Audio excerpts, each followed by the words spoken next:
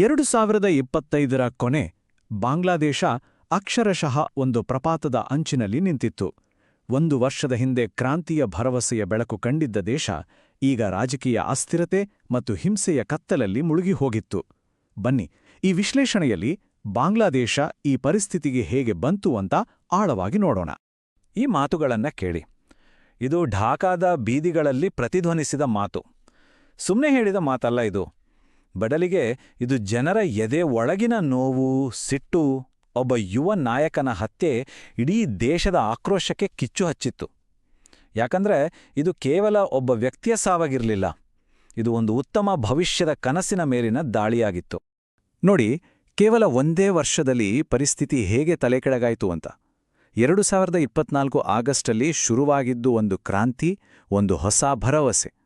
ಆದರೆ 2025 ಡಿಸೆಂಬರ್ಗೆ ಬರುವಷ್ಟರಲ್ಲಿ ಯುವ ನಾಯಕ ಉಸ್ಮಾನ್ ಹಾದಿ ಹತ್ಯೆಯಾಗ್ತಿದ್ದಂತೆ ಆ ಎಲ್ಲಾ ಭರವಸೆಗಳು ಮಣ್ಣುಪಾಲಾದ್ವು. ದೇಶ ಮತ್ತೆ ಹಿಂಸೆಯ ಸುಳಿಗೆ ಸಿಲುಕಿತು. ಇದಕ್ಕೆಲ್ಲ ಮತ್ತೊಂದು ಟ್ವಿಸ್ಟ್ ಅಂದ್ರೆ 17 ವರ್ಷಗಳ ನಂತರ ತಾರಿಕ್ ರಹಮಾನ್ ವಾಪಸ್ ಬಂದಿದ್ದು. ಇದು ರಾಜಕೀಯದ ಆಟವನ್ನೇ ಬದಲಿಸಿಬಿಟ್ಟು. ಸರಿ, ಮೊದಲು ನಾವು ಈ ಇಡೀ ಬಿಕ್ಕಟ್ಟಿಗೆ ಕಾರಣವಾದ ಆ ಒಂದು ಘಟನೆ ಅಂದ್ರೆ ಆ ಹತ್ಯೆ ಮತ್ತು ಅದಾದ ನಂತರ ನಡೆದ ಹಿಂಸಾಚಾರದ ಬಗ್ಗೆ ನೋಡೋಣ. ಉಸ್ಮಾನ್ ಹಾದಿ ಸಾವಿನ ನಂತರ ನಡೆದ ಹಿಂಸೆ ಇದೆಯಲ್ಲ, ಅದು ಸುಮ್ಮನೆ ಜನರ ಸಿಟ್ಟಿನಿಂದ ಆದದ್ದಲ್ಲ. ಅದಕ್ಕೊಂದು ಟಾರ್ಗೆಟ್ ಇತ್ತು. ನೋಡಿ, ಮಾಧ್ಯಮ ಕಚೇರಿಗಳು, ಕಲ್ಚರಲ್ ಸೆಂಟರ್ಗಳು, ಅಲ್ಪಸಂಖ್ಯಾತರು, ಅಷ್ಟೇ ಅಲ್ಲ ಭಾರತೀಯ ರಾಯಭಾರ ಕಚೇರಿ, ಇವೆಲ್ಲವನ್ನೂ ಗುರಿಯಾಗಿಸಲಾಗಿತ್ತು. ಅಂದ್ರೆ ಇದು ತುಂಬಾನೇ ಪ್ಲಾನ್ ಮಾಡಿದ ದಾಳಿಯಂತಿತ್ತು.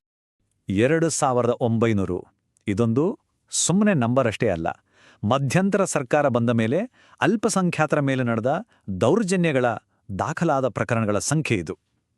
ಈ ಒಂದು ಸಂಖ್ಯೆ ಸಾಕು ದೇಶದಲ್ಲಿ ಕೋಮು ಹಿಂಸೆ ಎಷ್ಟರ ಮಟ್ಟಿಗೆ ಬೇರೂರಿತ್ತು ಮತ್ತು ಆಡಳಿತ ಎಷ್ಟು ವಿಫಲವಾಗಿತ್ತು ಅಂತ ಅರ್ಥ ಮಾಡ್ಕೊಳಕ್ಕೆ. ಸರಿ, ಬೀದಿಗಳಲ್ಲಿನ ಹಿಂಸಾಚಾರದ ಕಥೆ ಹೀಗಾದ್ರೆ ತೆರೆಮರೆಯಲ್ಲಿ ಅಧಿಕಾರಕ್ಕಾಗಿ ನಡೀತಿದ್ದ ಆಟವೇ ಬೇರೆ ಇತ್ತು. ಯಾಕಂದ್ರೆ ಒಬ್ಬ ಪ್ರಭಾವಿ ವ್ಯಕ್ತಿಯ ಎಂಟ್ರಿ ಇಡೀ ರಾಜಕೀಯದ ಚಿತ್ರಣವನ್ನೇ ಬದಲಿಸೋ ಹಾಗೆ ಇತ್ತು. ತಾರಿಕ್ ರೆಹಮಾನ್ ಇವರ ವಾಪಸಾತಿ ನಿಜಕ್ಕೂ ಒಂದು ಸಿನಿಮೀಯ ಕಥೆಯಂತಿತ್ತು. ಯೋಚನೆ ಮಾಡಿ, ಕೊಲೆ, ಭ್ರಷ್ಟಾಚಾರ ಅಂತ ಗಂಭೀರ ಆರೋಪ ಹೊತ್ತು ದೇಶದಿಂದಲೇ ಹೊರಗಿದ್ದ ವ್ಯಕ್ತಿ ಕೆಲವೇ ತಿಂಗಳಲ್ಲಿ ಎಲ್ಲಾ ಕೇಸ್ಗಳಿಂದ ಕ್ಲೀನಾಗಿ ಮುಂದಿನ ಪ್ರಧಾನಿ ಅಭ್ಯರ್ಥಿ ಅಂತ ವಾಪಸ್ ಬರ್ತಾರೆ. ಇದು ಬಾಂಗ್ಲಾದೇಶದ ರಾಜಕೀಯದಲ್ಲಿ ಒಂದು ದೊಡ್ಡ ಅನಿರೀಕ್ಷಿತ ತಿರುವು ಅಂತಾನೆ ಹೇಳಬಹುದು. ಸರಿ, ಈ ಥರದ ರಾಜಕೀಯ ಕೆಸರೇರ್ಚಾಟ, ಅಸ್ಥಿರತೆ ಇದು ಮುಗಿಯೋದೇ ಇಲ್ವಾ ಅಂತ ಜನ ಯೋಚಿಸ್ತಿದ್ರು. ಇದನ್ನೇ ನಿಲ್ಸೋಕೆ ಅಂತ ಒಂದು ಪರಿಹಾರವನ್ನು ಮುಂದೆ ಇಡಲಾಗಿತ್ತು. ಒಂದು ಹೊಸ ಸರ್ಕಾರ ಹೇಗಿರಬೇಕು ಅನ್ನೋ ಒಂದು ಬ್ಲೂಪ್ರಿಂಟ್. ಅದರ ಹೆಸರೇ ಜುಲೈ ಚಾರ್ಟರ್ ಅಥವಾ ಜುಲೈ ಸನ್ನದು. ಏನಿದು ಅಂದ್ರೆ 2024ರ ಕ್ರಾಂತಿಯ ನಂತರ ದೇಶಕ್ಕೆ ಒಂದು ಹೊಸ ರಾಜಕೀಯ ದಾರಿ ತೋರ್ಸಕ್ಕೆ ಮಾಡಿದ ಒಂದು ಡಾಕ್ಯುಮೆಂಟ್. ಬಹುತೇಕ ಎಲ್ಲ ರಾಜಕೀಯ ಪಕ್ಷಗಳು, ಮಧ್ಯಂತರ ಸರ್ಕಾರ ಎಲ್ಲರೂ ಸೇರಿ ಇದಕ್ಕೆ ಒಪ್ಪಿಗೆ ಸೂಚಿಸಿ ಸಹಿ ಹಾಕಿದ್ರು. ಇದೊಂದು ದೊಡ್ಡ ವಿಷಯವಾಗಿತ್ತು. ಹಾಗಾದ್ರೆ ಈ ಚಾರ್ಟರ್ನ ಮುಖ್ಯ ಉದ್ದೇಶ ಏನಿತ್ತು? ತುಂಬ ಸಿಂಪಲ್. ಅಧಿಕಾರ ಯಾರ್ದೋ ಒಬ್ಬರ ಕೈಲಿ ಸಿಕ್ಕಹಾಕಿಕೊಳ್ಳಬಾರದು. ಅದಕ್ಕೋಸ್ಕರ ಪ್ರಧಾನಮಂತ್ರಿ 2 ಸರಿಗಿಂತ ಹೆಚ್ಚು ಅಧಿಕಾರದಲ್ಲಿ ಇರೋ ಹಾಗೆ ಇಲ್ಲ, ಪಾರ್ಲಿಮೆಂಟ್ನಲ್ಲಿ 2 ಮನೆಗಳು ಇರಬೇಕು, ನ್ಯಾಯಾಂಗ ಸ್ವತಂತ್ರವಾಗಿರಬೇಕು. ಈ ತರಹದ ದೊಡ್ಡ ದೊಡ್ಡ ಸುಧಾರಣೆಗಳನ್ನ ಪ್ರಸ್ತಾಪ ಮಾಡಿದ್ರು. ಯಾಕೆಂದ್ರೆ ಹಿಂದೆ ಆದ ತಪ್ಪುಗಳು ಮತ್ತೆ ಆಗಬಾರದು ಅನ್ನೋದು ಇದರ ಹಿಂದಿನ ಕಾಳಜಿ. ಸರಿ, ಒಂದ್ ಕಡೆ ರಾಜಕೀಯ ಸಮಸ್ಯೆಗಳು ಹೀಗಿದ್ರೆ ದೇಶಕ್ಕೆ ಬೇರೆ ಕಡೆಯಿಂದಲೂ ಒತ್ತಡ ಬೀಳುತ್ತಿತ್ತು. ಅಂದ್ರೆ ಆರ್ಥಿಕವಾಗಿ ಮತ್ತು ಅಕ್ಕಪಕ್ಕದ ದೇಶಗಳಿಂದಲೂ ಸವಾಲುಗಳು ಎದುರಾಗಿದ್ದವು.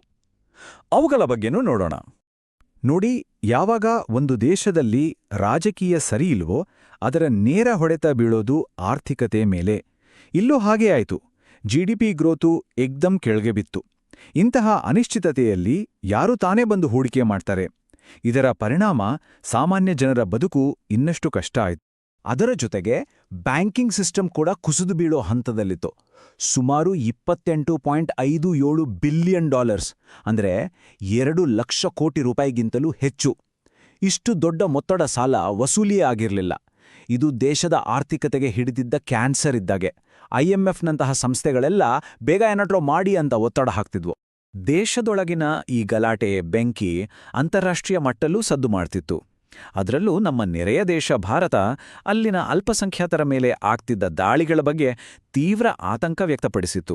ಇದು ಸುಮ್ಮನೆ ಒಂದು ಹೇಳಿಕೆಯಾಗಿರಲಿಲ್ಲ, 2 ದೇಶಗಳ ಸಂಬಂಧದ ಮೇಲೆ ಪರಿಣಾಮ ಬೀರೋ ಸೂಚನೆ ಕೊಡ್ತಿತ್ತು. ಹೇಳಿಕೆ ಅಷ್ಟೇ ಅಲ್ಲ, ಆಕ್ಷನ್ ಕೂಡ ಇತ್ತು.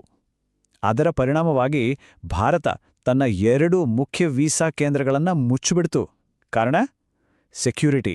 ಇದು ರಾಜತಾಂತ್ರಿಕ ಸಂಬಂಧಗಳು ಎಷ್ಟು ಹದಗೆಟ್ಟಿದ್ವು ಅನ್ನೋದಕ್ಕೆ ಒಂದು ಸ್ಪಷ್ಟ ಉದಾಹರಣೆ. ಹಾಗಾದ್ರೆ ಪರಿಸ್ಥಿತಿ ಹೇಗಿತ್ತು ನೋಡಿ. ಒಂದ್ ಕಡೆ ಹಿಂಸೆ, ಇನ್ನೊಂದ್ ಕಡೆ ಅಧಿಕಾರದ ಆಟ, ಮತ್ತೊಂದ್ ಕಡೆ ಕುಸಿಯೋ ಆರ್ಥಿಕತೆ, ಜೊತೆಗೆ ಹೊರಗಿನಿಂದ ಒತ್ತಡ. ಇಷ್ಟೆಲ್ಲ ಸವಾಲ್ಗಳ ಮಧ್ಯೆ ಬಾಂಗ್ಲಾದೇಶ ಒಂದು ನಿರ್ಣಾಯಕ ಘಟ್ಟದಲ್ಲಿ ಬಂದು ನಿಂತಿತ್ತು. ಮುಂದೆ ಏನು ಅನ್ನೋ ಪ್ರಶ್ನೆ ಎಲ್ಲರ ಮುಂದಿತ್ತು. ಫೆಬ್ರವರಿ 2026ರಲ್ಲಿ ಒಂದು ಚುನಾವಣೆ ಮತ್ತು ಜನಾಭಿಪ್ರಾಯ ಸಂಗ್ರಹಣೆ ನಡಿಬೇಕಿತ್ತು. ಆದರೆ ಅದು ಕೇವಲ ಒಂದು ಚುನಾವಣೆಯಾಗಿರಲಿಲ್ಲ. ಅದು ಬಾಂಗ್ಲಾದೇಶದ ಭವಿಷ್ಯದ ದಿಕ್ಕನ್ನೇ ನಿರ್ಧರಿಸುವಂತಹ ಒಂದು ಐತಿಹಾಸಿಕ ಕ್ಷಣವಾಗಿತ್ತು. ಜನರ ಮುಂದೆ 2 ಸ್ಪಷ್ಟ ಆಯ್ಕೆಗಳಿದ್ವು. ಒಂದು, ಜುಲೈ ಚಾರ್ಟರ್ಗೆ ಹೌದು ಅಂತ ಹೇಳಿ ಒಂದು ಸುಧಾರಿತ ನಿಯಮಗಳಿಗೆ ಬದ್ಧವಾದ ಪ್ರಜಾಪ್ರಭುತ್ವದ ಹಾದಿ ಹಿಡಿಯೋದು, ಅಥವಾ ಅದಕ್ಕೆ ಇಲ್ಲ ಅಂತ ಹೇಳಿ ಮತ್ತೆ ಅದೇ ಹಳೆ ಸೇಡಿನ ಅಸ್ಥಿರ ರಾಜಕೀಯದ ಸುಳಿಗೆ ಸಿಲುಕೋದು. ನಿಜ ಹೇಳ್ಬೇಕಂದ್ರೆ ದೇಶದ ಭವಿಷ್ಯದ ಪೆನ್ನು ಜನರ ಕೈಲಿತ್ತು.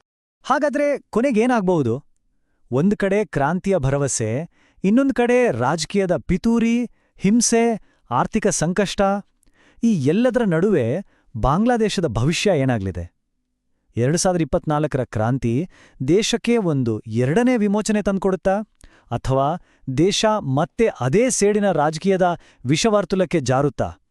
ಈ ಪ್ರಶ್ನೆಗೆ ಉತ್ತರ ಆ ಕ್ಷಣದಲ್ಲಿ ಬಾಂಗ್ಲಾದೇಶದ ಜನರು ಏನು ನಿರ್ಧಾರ ಮಾಡ್ತಾರೆ ಅನ್ನೋದ್ರ ಮೇಲೆ ನಿಂತಿತ್ತು.